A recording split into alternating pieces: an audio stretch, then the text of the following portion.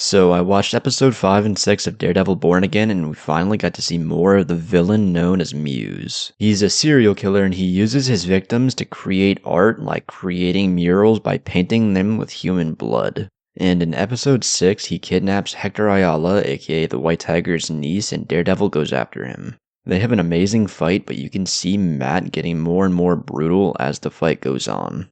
And I feel like this interaction is just going to send him down the darker path that he's already headed on. But Muse in the comics is probably darker than he's going to be in the actual show. Now, in the comics, the first mural of Muse was discovered by Blindspot, who's pretty much the protege of Daredevil, in Washington Heights, and it was painted with the blood of over 100 people. The second was pretty much working in competition with himself and featured the corpses of 6 Inhumans posed with props as if they were performing everyday tasks. Noticing how messed up this was, he was tracked down by Blindspot and Daredevil during preparation for his next piece. But he ends up gouging Blindspot's eyes out to distract Daredevil, and he broke his own fingers upon his capture to avoid giving Matt the satisfaction. But since the show is taken from the comics, Wilson Fisk was also the mayor at this time.